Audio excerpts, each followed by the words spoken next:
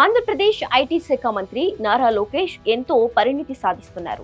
చాలా బాధ్యతాయుతంగా వ్యవహరిస్తున్నారు. తాజాగా ప్రత్యర్థి జగన్మోహన్ రెడ్డి విషయంలో జరుగుతున్న ప్రచారాన్ని ఖండించారు. అది తప్పు అని నేరుగా తమ వారిని హెచ్చరించారు. ఇది మాత్రం చాలా గొప్ప విషయం.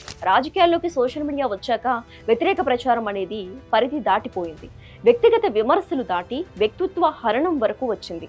ప్రత్యర్థిని దారుణంగా తిట్టడం, వారి గురించి తప్పుగా చూడటం, చివరకు కుటుంబంలోని మహిళలను సైతం కించపరిచేలా పోస్టులు పెట్టడం అనేది సర్వసాధారణంగా మారింది. అయితే వైఎస్ఆర్ కాంగ్రెస్ పార్టీ హయాంలో అది మరింతగా పెరిగింది. దానికి ప్రధాన బాధితుడు లోకేష్. కానీ ఇప్పుడు సొంత సోషల్ మీడియా తన ప్రత్యర్థి జగన్మోహన్ రెడ్డిని అలానే చూపించే ప్రయత్నం చేయగా వద్దని వారించారు మంత్రి లోకేష్. వ్యక్తిత్వ హరణం వద్దని గట్టి హెచ్చరికలే పంపారు. తద్వారా తనలో పరిణితి పెరిగిందని చెప్పకనే చెప్పారు లోకేష్.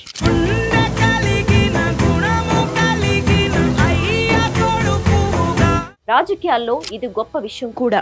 లోకేష్ మున్ముందు ఇలానే ప్రవర్తిస్తే మాత్రం ఆయనను అవమానించిన వారు సైతం సిగ్గుపడటం ఖాయం. అయితే రాజకీయాల్లో ప్రత్యర్థులను టార్గెట్ చేయడం అనేది సర్వసాధారణం. కానీ లోకేష్ విషయంలో దారుణంగా వ్యతిరేక ప్రచారం చేశారు. చివరకు ఆయన శరీర ఆకృతిపై కూడా దారుణంగా ట్రోల్స్ చేశారు. ఆయన హావభావాలతో పాటు భాషపై సైతం నిత్యం వ్యతిరేకంగానే ప్రచారం చేసేవారు. నిండు సభలో ఆయన తల్లిని అగౌరవపరిచారు. ఆయన తండ్రి సీఎం చంద్రబాబు దుఃఖం పడేలా వ్యవహరించారు. అయితే రాజకీయాల్లో ఎత్తుకు పై ఎత్తు, విమర్శకు ప్రతి విమర్శ, దాడికి ప్రతి దాడి అనేది సమాధానం. ఈ విషయంలో మాత్రం మంత్రి లోకేష్ పూర్తి విరుద్ధంగా వ్యవహరిస్తున్నారు.